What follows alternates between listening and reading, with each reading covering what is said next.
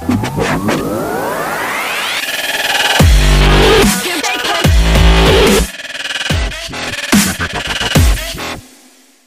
up, everybody? Welcome to S.W.A.T MMA. That's smoking weed and talking mixed martial arts. I am Jared. I'm here with my buddy Paul. What up? And we are coming to you from Las Vegas, Nevada. On today's episode, we are going to be talking about last week's championship change in the 115-pound women's division, where Rose Namajunas went to Brazil and got slammed on her head, losing to Jessica Andrade. We're going to talk about some exciting fight announcements we've had from Anthony Pettis versus Nate Diaz, Cowboy versus T-Ferg. We've got Dos Anjos versus Lee coming up next week. And we are smoking on some wonderful weed. We got our weed of the week. Smoke weed every day.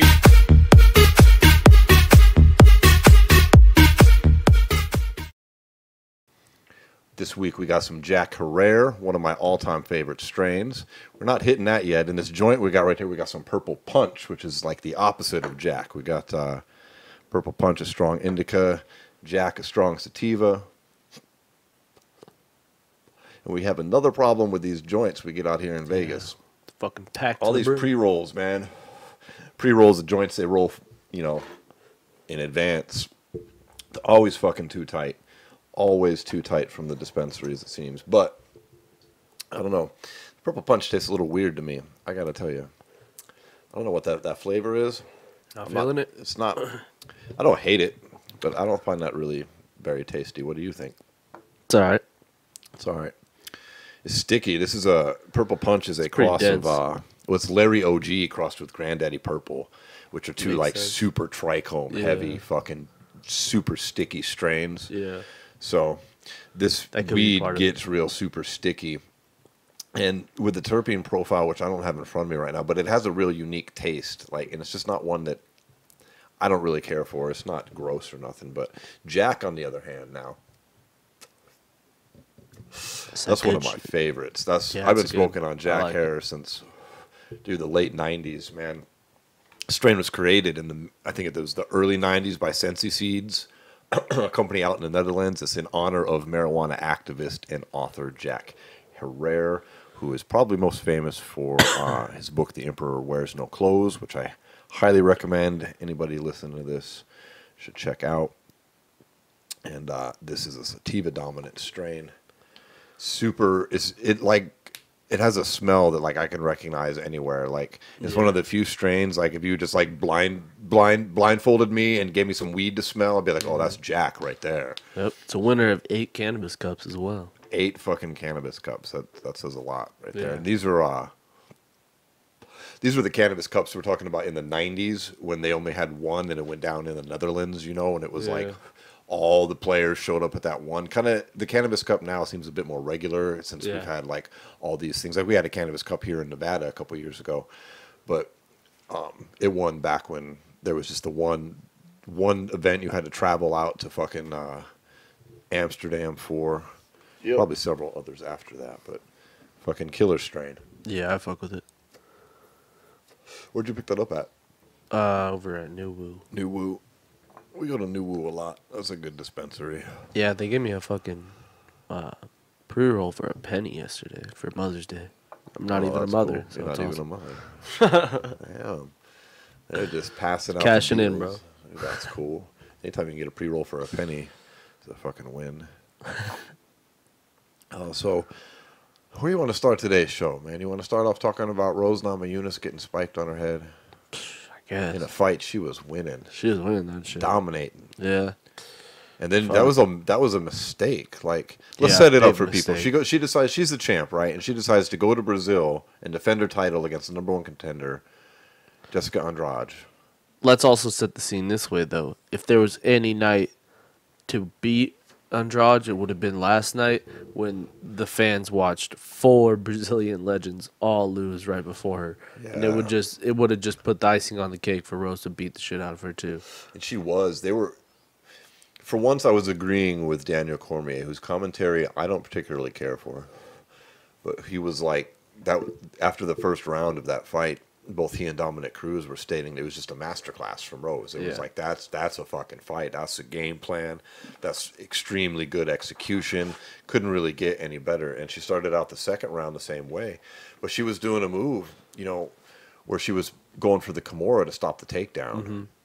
And then that's what led to her demise, is she held on to that when Andrade was strong enough to pick her up in that second round. And Rose, instead of letting go, she lets go of that Kimura. She rotates onto her back and just she gets slammed onto her back, and Andrade is going to be on top, right? Yeah, and like it happened earlier in the fight, too. Earlier in the fight, she got slammed. She got right back up. Yeah, that's what would have happened. But instead, she hung on to the Kimura and then wound up getting spiked on her head, which is, I mean, in most cases is illegal in the UFC, but because it was caused by her holding onto the arm, it was not illegal at all. It was perfectly They say legit. like the more like the spike on the head thing is like kind of like you can't pile driver somebody. It's Right, like more or less what the rule is. Like you can slam people on their head all the time. It's like you can't do the pile drive. Yeah, you can't can't about the neck. You can't go straight up and down. Yeah.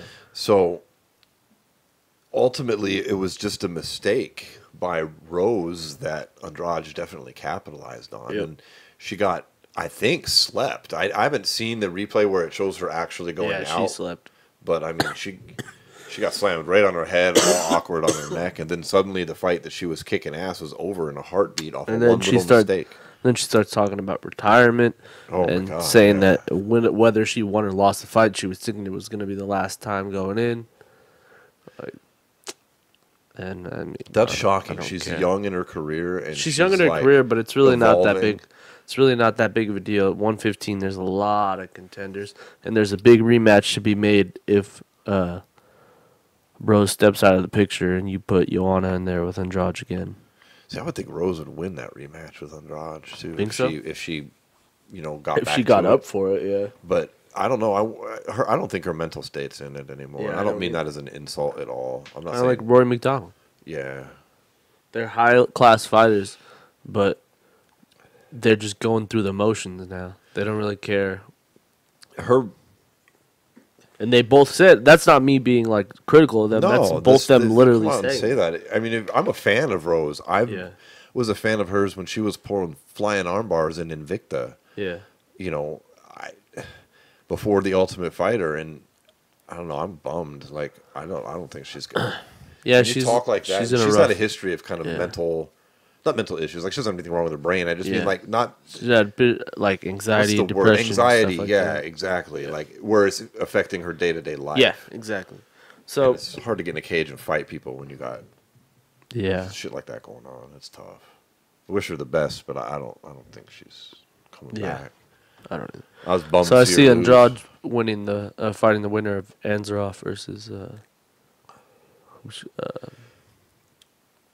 forget who she's fighting, but either way, moving on. Let's talk a little bit about the co-main event.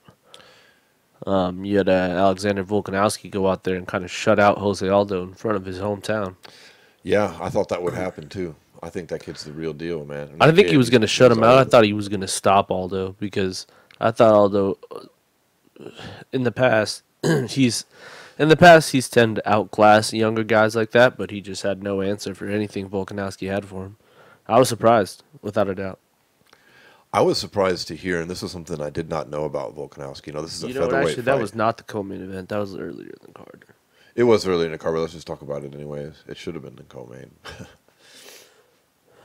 It was Silva versus Cannonier was the co-main, but we'll get to that one too. But Aldo Volkanovski, this is a featherweight fight, and something I did not know about him is that he played rugby, and that he would weigh between 205 and 220 playing rugby at 5'6" and not being fat. That's crazy. He was just hooked up. Yeah, jacked and strong as fuck. Because rugby, there's a lot of strength in that game. Like I don't know how to play it. I'm sure we got a worldwide audience on here through WBUZ, so I'm sure some of our listeners are players or have played. I have not, and I'm not familiar with it, but I know it takes fucking strength. Yeah, for sure. It takes a lot of fucking stamina.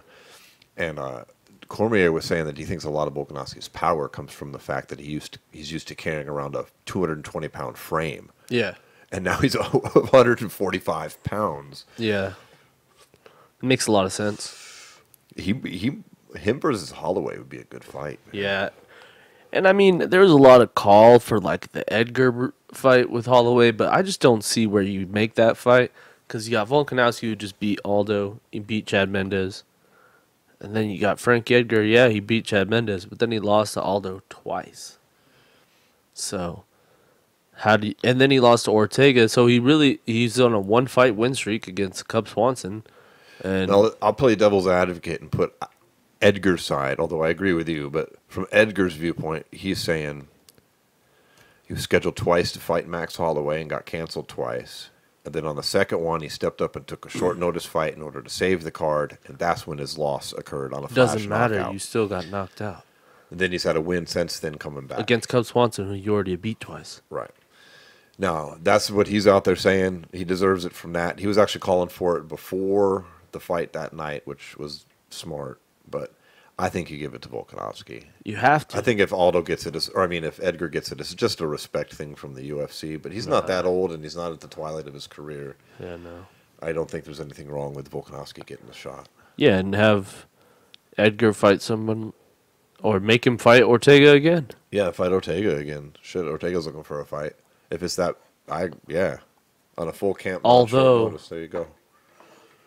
I'm down with although that. I heard they were trying to put together Ortega with someone else. I can't remember exactly right now, but we'll talk about that when that happens. So I think that kind of, we could talk about Anderson Silva. Yeah, what about old man Anderson Silva getting beat yet again by a younger, tougher guy? I don't know why anybody was surprised by that.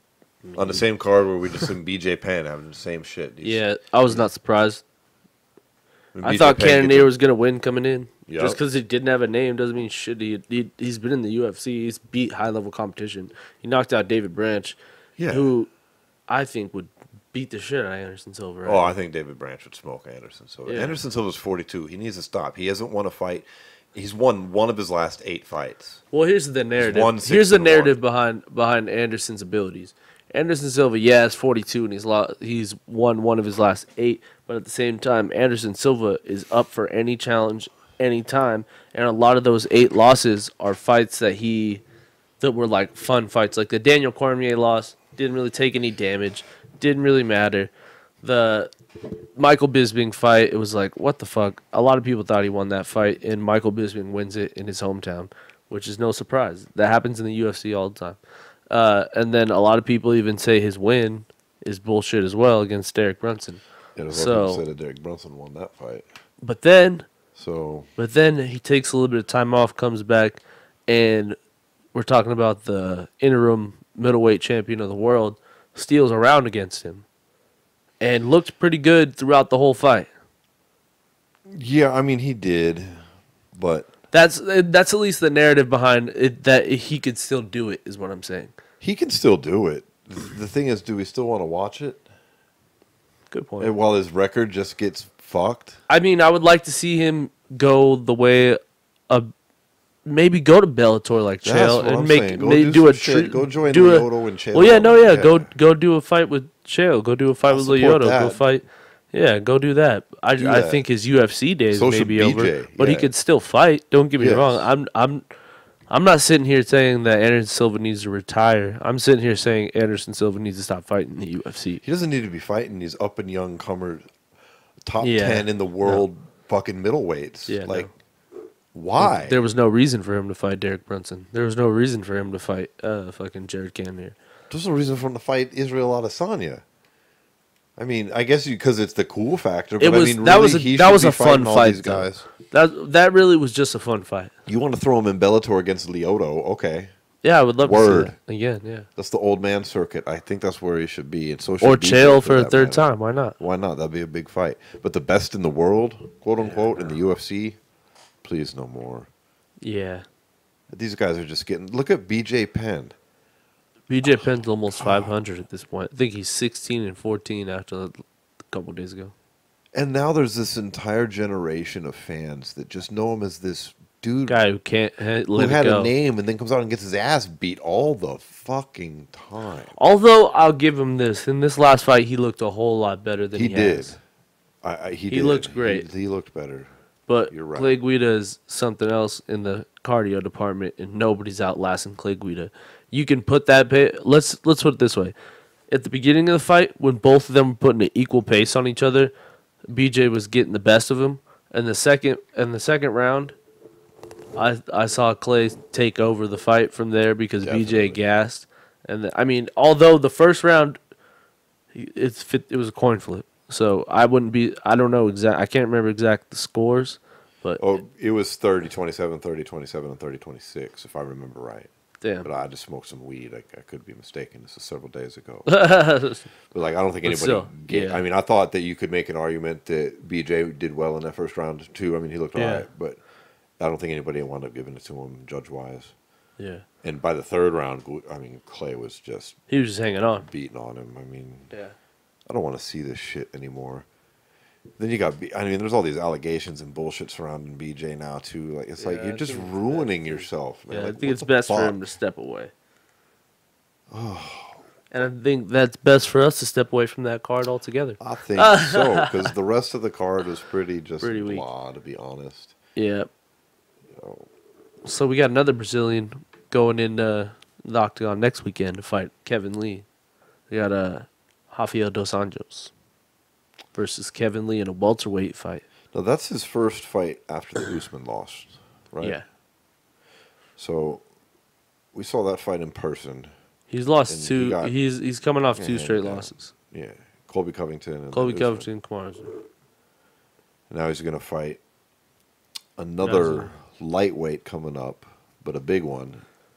who And is it's a also pretty tough fucking strong fight for wrestler. him. Yeah. I think it's a tough fight Rafael for him. could definitely be 0-3. And you look at what Kevin Lee was able to do to Tony Ferguson, and Tony Ferguson put With it a on Dos staph Anjos. infection too. Yeah. But obviously styles make fights at the end of the day. But I think Kevin Lee has a good chance of winning this fight. I do too. I'd like to see what he looks like at 170 also, like physique-wise, because he tends to fill out after fights, and I wonder like how big he's going to come into this and how much weight he's actually cutting, or if any. I'm a fan. I hope he looks great because we've talked about it before on the show, and we've met Kevin. He's a cool fucking dude. Yeah, he's but cool. he needs. I think he should be at 170. I mean, until I a think he'll perform 65 better, division man. forms, yeah, I believe so. Yeah, because he's not like real tall. No, but he's a stout dude. You know, He's real thick fucking- in person, yeah. man. I'm like, He's got I a was wrestler. little bit taller. He's too, got a when we were wrestler's talking, frame, is what it is. Yeah, but he has a wrestler's he's frame. super strong, man. And I think he's got a lot of unique tools. I think he's gonna handily win that fight. I'm gonna fire up this Jack Herrera in this fucking Jack Herrera in this. He fucking needs to, ball though. Right here. He needs to put something on for this fight Yeah, he because does. that last fight against Al was set him back. I think Al Quinta's no joke, man. Al's no joke, but Kevin, think about 2 years ago, he was fighting for a title. Now he's lost 1 or 2 since then. Just one, I think. Maybe no, two. Yeah, But it's kind of just like basically what I'm saying is he's always been in the mix, but he's a little bit farther out of the mix than he's ever been right now. so you can change all that with a dominant victory. But of course, if he does come in and get a dominant victory, we're going to start hearing that Dos Anjos is shot. Or That's what people are going to say. we're going to have a whole bunch of people saying, yeah, he can do that to Dos Anjos, but Dos Anjos is a smaller 170. What if he gets in there with, like, T. Wood or gets in there with, even freaking the champion, Usman? I think he's quite a bit bigger than Kevin Lee. I think so. So Kevin's fairly equal to size with Dos Anjos. that's what I'm thinking, yeah. And, I mean, look how much bigger Usman looked than Yeah. Rafael did in that fight. Yeah. It was like, you can see why he used to fight at lightweight, but Yeah. he's only 5'9". I think both of them are 5'9". Rafael might even be 5'8". So I think Connor's an inch taller than him, if I remember from the early face-offs when that fight was originally lined up. But Connor would have smoked him in that fight, man. Yeah, Dos Anjos has got a strange career. He's won some big fights, but he's had some big losses as well. Like the Eddie Alvarez loss, Tony Ferguson loss. Like He took the Usman loss, the Colby loss. Like, he goes on big runs, but then he goes on, like, a fucking 500 fest. He does. He'll win, like, 6 in a row and then lose, like, 3 straight. Is he in double-digit losses in his career yet? He's getting close. If he loses against Kevin Lee, I'm pretty sure. He's lost to Clay Guida, Alvarez. I don't know. Off the top of my head, I can't think of him. Yeah, but he had a few he definitely has like 5 or 6. He started his early career. He was hit or miss in his early UFC days too. Yeah. Before he bulked up a bit and went on that run.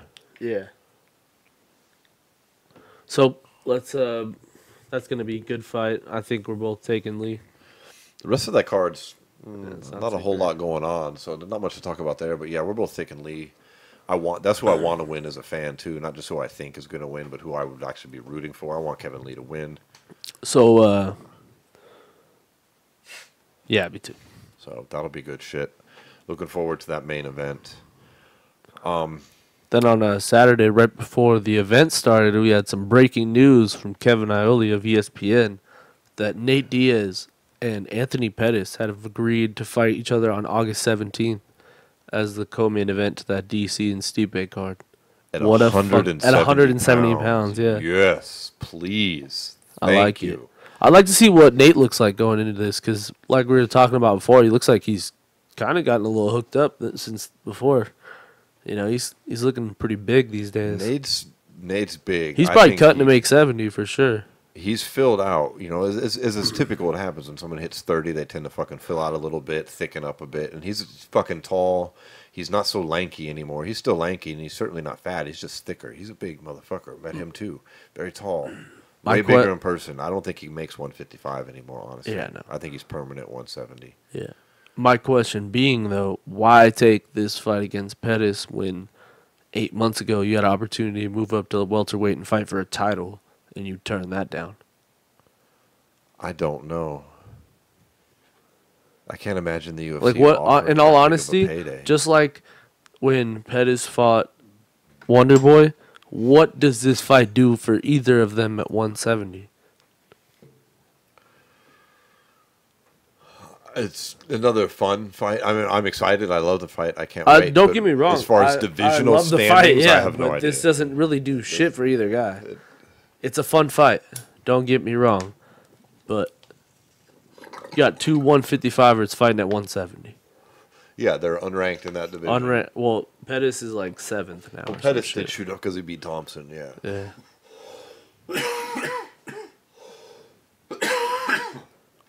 Diaz was just removed from the ranking. You know what I'd love to see, though? Let's say the winner of this fights the loser of Askren and fucking Masvidal. The loser? Yeah. Honestly, I think...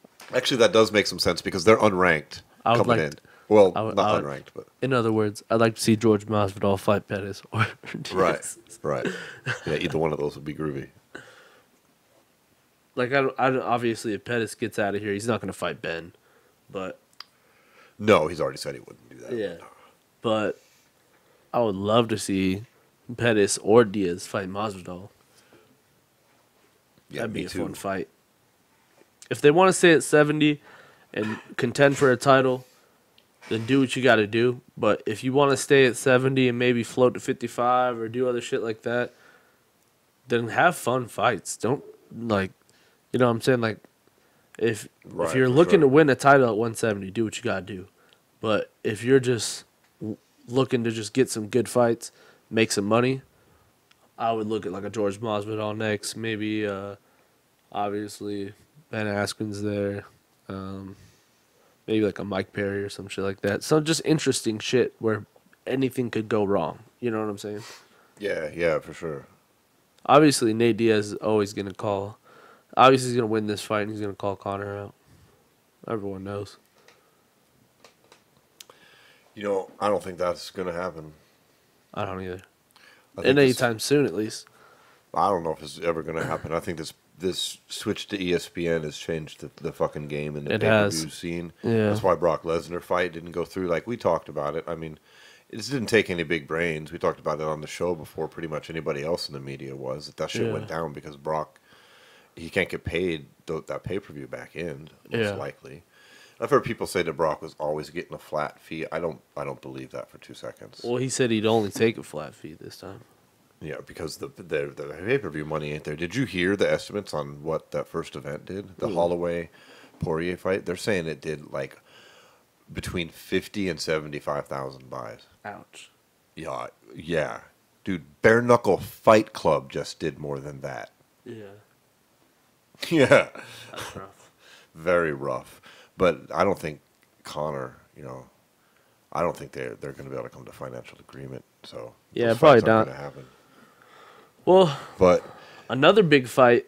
Dude, and this other fight announcement, this came out on that card too. Didn't they announce this during the Namajunas Andrade fight as well? Yeah. Well, it was there was rumblings throughout the week, but this is finally confirmed during that card. And this is back down at 155 pounds. Down at 155, we got Tony Ferguson taking on Cowboy Cerrone on June 8th. That's super 4 weeks soon. after Cerrone's fucking Ally Quinta beat down. Yep. Gotta love that guy, man. He's a beast. Fuck, he's a beast. Back to his Cerrone ways.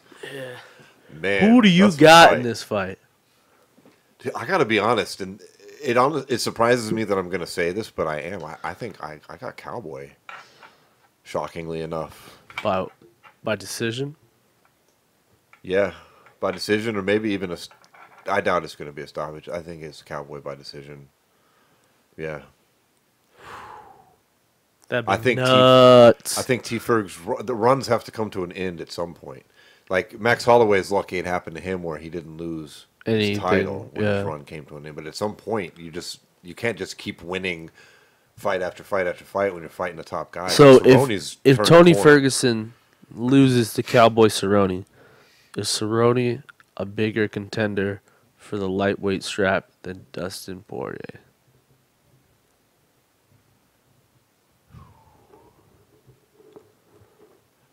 Although the rumblings are that fight's pretty much set in stone. So, in other words, this is the number one contender fight. Yeah, he gets the winner of that, I think. Barring some craziness in the finish. But that's also like that would require him having to sit out and wait a while. And Cowboy don't like doing that shit, so he'll probably take another fight. He'll probably try he said he wants the title, dude. He said he's done. He's done just taking. Yeah, he was actually that, originally said he. Yeah. Last time he waited out when he fought Dos Anjos for the title. He instead of going on his normal streak, he stopped and waited, and then look what happened. Yeah, but here's the thing We'll see. If he beats Ferguson, that fight happens, and then that title fight happens in what was August? Everyone's saying. You turn around in maybe November in Madison Square Garden. That'd be something. I don't know. Either one of these guys is getting to be next after Poirier, though. You got to think. Who else is there? Conor? I'm sorry, Conor's dude. not coming back. Unless you come back and fight the winner of this fight, then I'm sorry. Conor's gonna go box. He's gonna fucking use the Ali Act excuse. Yeah. He's already a registered boxer with a record. Yep, that's the UFC's already set a precedent of allowing it before. He's not going to go fight for this. He's going to go pay-per-view where he's going to get like 30, 40 million to go fucking box Malignaggi after Malignaggi might beat Artem up. Yeah. That's what I think. That could happen. And the UFC's not going to fight it in court because they already set the precedent. Yeah. They've already let him box. They're not. Well, and if he retires from MMA, it doesn't matter. Right. If he's boxing now, he retires. Because the second he declares himself a boxer, he's covered by the Ali Act, which basically outlaws the UFC's exclusivity over. All he would have to do is exit the USADA pool. Yeah. He'd be officially retired. So that's my prediction because of this new ESPN deal. But so I think he's out of this picture at fucking lightweight. I mean, they're going to talk about it, but yeah, I don't. Yeah, but I don't know. I'm thinking Ferguson keeps it rolling here. I mean, I don't think it's going to be an ass beating either way. But I think it's going to be fun. I'm not going to be shocked at whoever wins. Like I could see Ferguson subbing Cowboy, like late in the fight. A ground game between those two would be crazy because Cowboy's got a good ground game. He does, but I think Tony Ferguson has been working so much on his jiu-jitsu game while he's been off. Yeah. God damn, I love that fight, dude. That's a good good fight. It's a good That fight. is a fucking good fight. That's a good card overall. We were going through it earlier. There's not a bad fight on that card. No, there's not. That's not a single bad strong fight. Fucking card, man. And this just. And then you add without this fight Yeah. too. That's what's crazy. I'm so stoked. Yeah, it's gonna be sick ass It's gonna card. be Man. sick, man. Oh, Dude, fuck. Imagine if Ferguson just starched him. I would feel so bad for Cowboy. dude, so would I. I would just be like, oh god, no. Imagine if Cowboy were to actually get the title. Let's say he beats And Ferguson. he retires. I feel like he'd Poirier retire if he beats wins the title. fucking Khabib, right? I don't like Cowboy's chances against Poirier. I like him better than his chances against Khabib. I like Cowboy's chances against Habib more than Either his way, chance let's against just Poirier. say he wins the title, however it goes down. Wouldn't that be some shit? That'd be crazy. After all this time, all those records. Honestly, dude, I think it'd be best for everybody if Habib loses and Habib jumps on the bandwagon of putting together a 165 division. Yeah, And then he gets that fight with Ben Askren. that might gain momentum because they're likely going to scrap flyweight after this that UFC event, anyways. Because Cejudo's Think so, dude? They fucking keep doing that. They're like, oh, we're gonna scrap it. No, we're not. Just Oh, we're waiting gonna for scrap it. Cejudo to fight for the fucking other title, and then it's like bye bye Yeah, but then why is there that number one contender fight under that too? because it's the UFC. That's stupid as fuck. Stupid as fuck. They are slightly retarded at times. Well, then let's move on from the UFC. Then let's head over to some Bellator. Because Bellator's been putting on the shit lately. Yeah, Bellator's been looking good. They got a big card coming up on June 14th in Madison Square Well, shit. Garden. Before we even jump into that, what about this Bellator event we just watched? Oh, yeah, last. What about that shit? What about That shit was fucking what about Diego Lima versus Michael Venom Page? Yeah, that was intense. Diego Lima knocking that motherfucker out Well, you know what? with the leg. You know what kick I and like then about Venom uppercut. Page, though? You know what I like about Venom Page is in the post fight he was very respectful about it, and he even later in the fight he said he'd already watched it, and he says he knows what he did wrong. Well, yeah, it's So clear it's if like- you watch what he did wrong. Yeah, I well, mean, here's the thing though, he's basically said that happened earlier in the fight as well, but instead of trying to get up right away, he went to his back and made it sit, and then Lima jumped on him, but. In that instance, if he would have just gone to his back, Lima probably would have let him up. But he got his leg kicked out of under him and then tried to get up, and Lima was just like, fuck that. Bah, hit him with that nasty fucking... seems like he knows how to lose a bit too, because he was Yeah. undefeated. And this says a Undefeated lot. going in. You know, Yeah. you're gonna lose like Conor, you're gonna lose like Ronda Rousey. Yeah. I think those are the two most extreme examples. He chose to lose like Conor, which I didn't watch all the post fight shit, but I heard him say is like it's cool. I lost, whatever. I'm gonna go out. I'm gonna kick some more ass later. Yeah. Like okay, good. More or 'Cause less, it's MMA. yeah. You're not gonna go undefeated. It's really mixed tough. martial arts. Yeah. Same fucking boxing. So I liked that. I thought Lima is just a beast. Lima's going to win this tournament, dude. Mark That my leg words. kick. I mean, he just MVP just stuck his leg out there and asked for it. Honestly, Yeah. I mean, I think if he shores his defense up a little bit, he could be dangerous. you better. I don't think it takes much from him. You can't win forever, and Lima's just no joke. That was an awesome knockout, though. Yeah, Lima's a fucking beast. Then we had Pitbull and Michael Chandler in the main event, which saw Chandler losing. Chandler lost, man. Quick TKO, which Quick he's TKO. protesting. Some people are saying it's a big deal. I didn't think care so. enough either way. I didn't think it was that big a deal. Yeah, I think he was knocked out and woken up by punches also, because like if you watch the kinda replay, looks like it. he gets dropped. He gets hit by in the ear, which is going to scramble your fucking brain Right, and anyway. he goes on his stomach. So he's on his stomach, and then he's getting hit with punches. I think he got knocked out by one of the ones that on the ground, and then woken up by the last yeah, one. and so it doesn't take as much because you got that resistance there Yeah. from the fucking mat. That Like you're with on top of. that second punch that hits him is when he like stops moving, and then he hits him two more times, and he like gets up. Yeah, then he So pops it's up, like- and then the ref is there, and then he's protesting, and then Yeah, but at the end of the day, it's your fault for getting dropped. So yeah, don't worry. he got dropped. Yeah, Can't take that. But man, I don't think it's as controversial. they're running that back for sure, though. I'm sure they are. There's no one really competing for either one of their titles at this Right. point. And they're talking about a possible featherweight tournament later this year. So let's say he fights kind of like what Rory did. He fights Chandler a second time and then goes straight into the tournament like 3 or 4 months later. Yeah, that'd be cool. I like that. I like all these tournaments. We've said it before. Yeah. Bellator's got their shit together with these tournaments. Dude, that tournament remember we were talking about it not too long ago when Scott Coker announced it on Ariel's show. That tournament is going to have some serious fucking fighters. Yeah, there's like 16 fighters in it, too, in the featherweight tournament. Yeah. Yeah. Because there's only been 8 in these it's prior. Yeah, it's going to be 16. Yeah. 16. And then he said you could also feature possible fighter like Darian Caldwell was talking about coming up to fighting it. Yeah. Lots of people in from the other weight classes surrounding it. It'd be fucking great, too. So which brings us to a big fight at that weight class at Madison Square Garden at Bellator 222 was announced this weekend. You got Aaron Pico making his return after that knockout from Henry Corrales, and now he's fighting Adam Boric. It was like 12-0, isn't he? He's 12-0, yeah. 3-0 in Bellator. I'm really not familiar with him. He's a tough one. He's undefeated. From what I read, he's a tough motherfucker.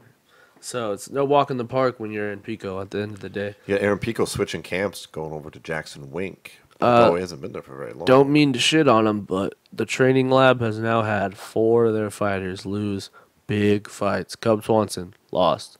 TJ Dillashaw, lost. Michael Chandler, lost. Aaron Pico, lost. And then all of a sudden, Aaron Pico's out. TJ Dillashaw pops for roids. Fucking Michael Chandler, who just gets knocked out. It's not looking too good over there, man. For the training lab, damn. Yeah. It's not looking great for them. But this is a good chance for Aaron Pico to get his own career back on track. Now he's over at Jackson's and get a win here. Get an impressive win.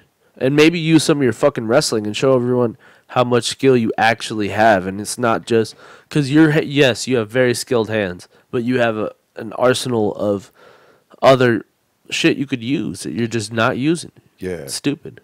And he chose a good camp for that. I mean, what's Jackson Wink known for? It's known for their game planning. known for making champions. Man. Yeah, and their game planning. I mean, they're all about the game planning in that camp out there.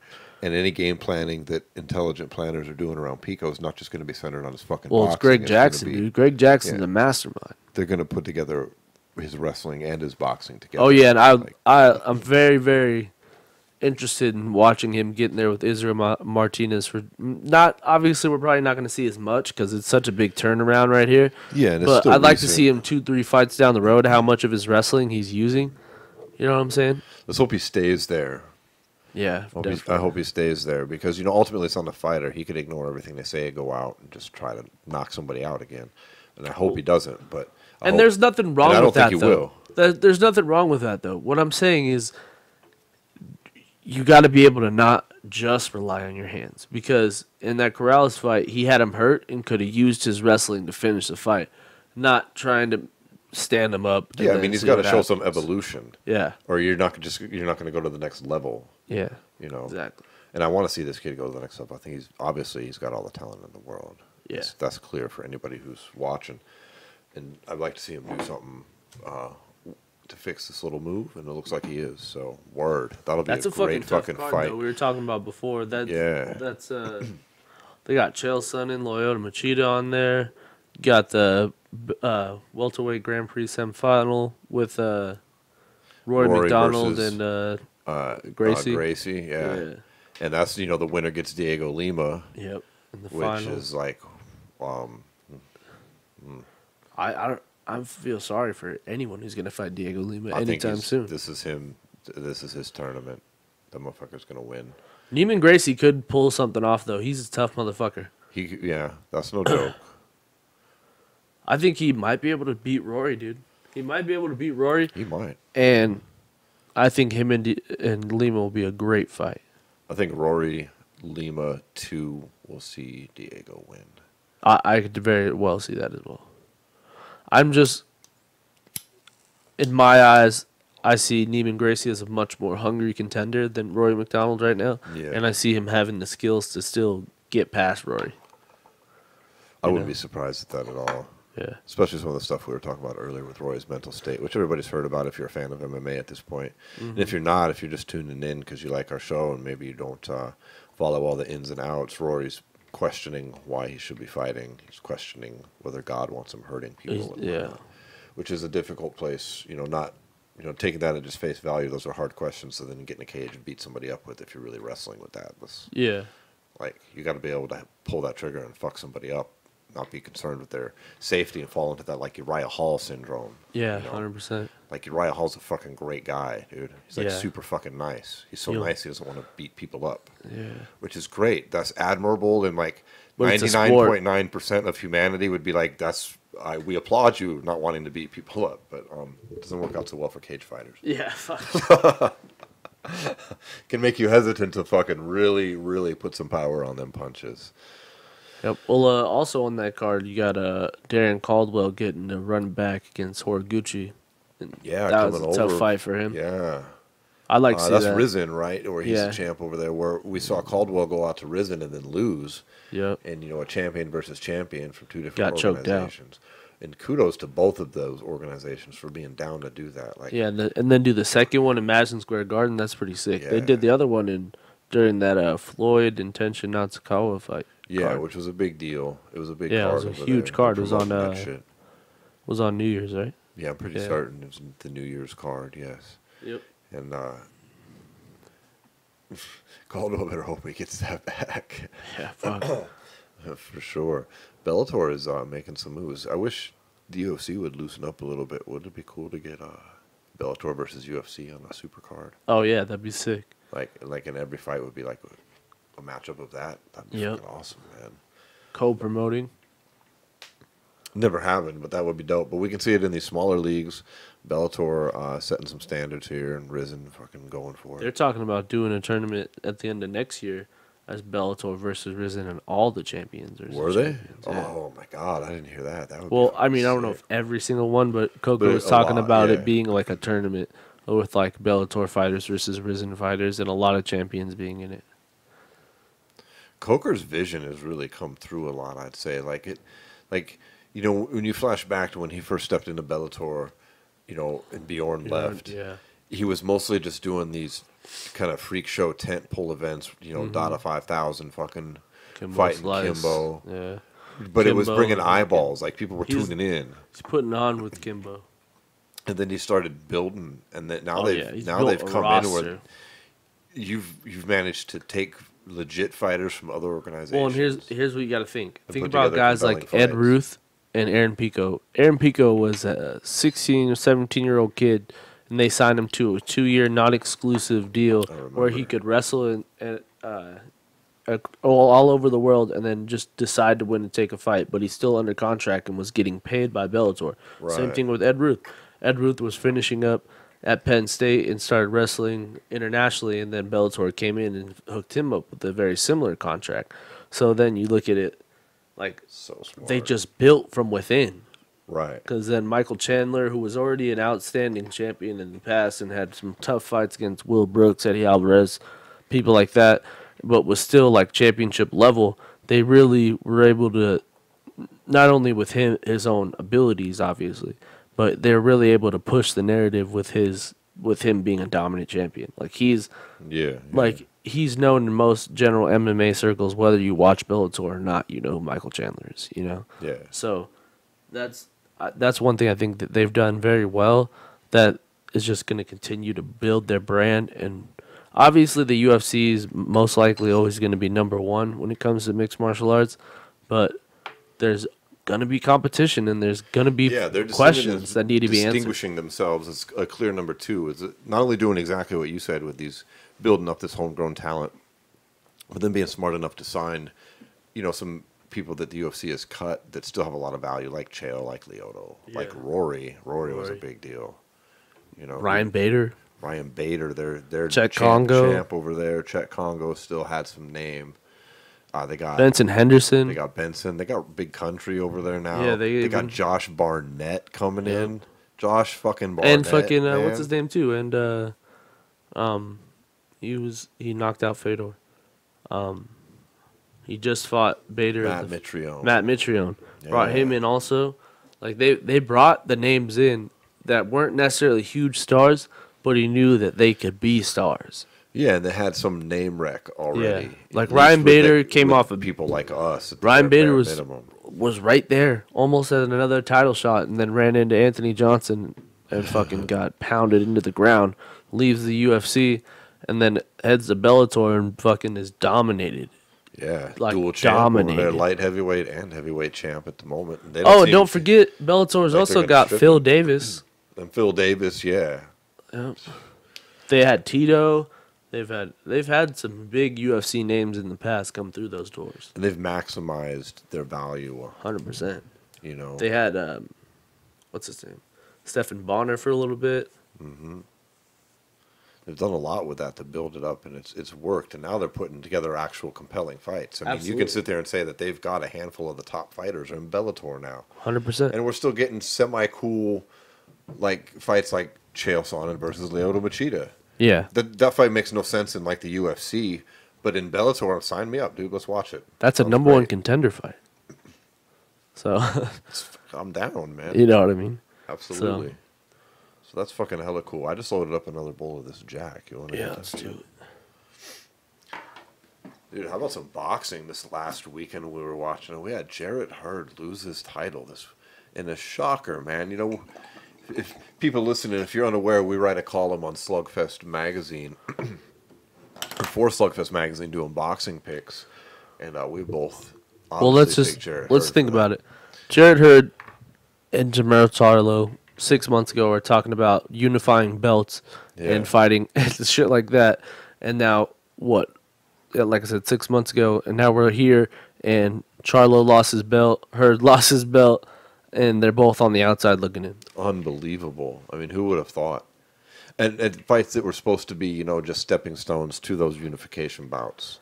Well, you know what I think it is also is it's kind of a good thing for boxing because now you're seeing people who maybe were fighting a bunch of cans before, but now that like there's so much more saturation in the fight market that you need to put these bigger fights on, you're starting to see guys who are hard workers who are just as good as the big names getting their shot and ultimately setting up the upsets. Yeah, Dude, Saturday was the upset fest. it was. It was upset Just fest. across combat sports Yep. in general, man. No one had Pitbull knocking out Michael Chandler. Absolutely not. You move up from 145 to 55 where he's never fought and knocks out the champion. Who a year ago knocked his older brother out. Right. Benches the family with it, too. I think they're going to be running that one back, it sounded like. Well, and that's fine. They can run it back. But at the end of the day, he's still going to have that one over him. And he's still a double champ. Yeah. Second ever in Bellator history. Him and Ryan Bader. Well, Bellator is stealing the model, though. I like they it. are. They are. I like it. I mean, dude, there should be a quick shout out to fucking freaking Henry Cejudo's camp, man. They have two. They possibly, after this month, could have two double champs. They could. That'd be quite the accomplishment. Pitbull and Henry Cejudo.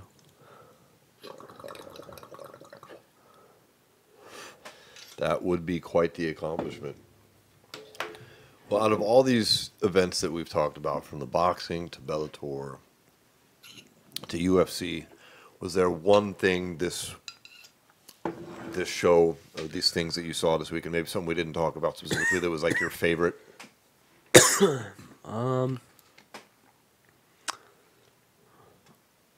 That Douglas Lima knockout was pretty fucking nasty. That was pretty nasty. Yeah, that was probably the best moment of the weekend.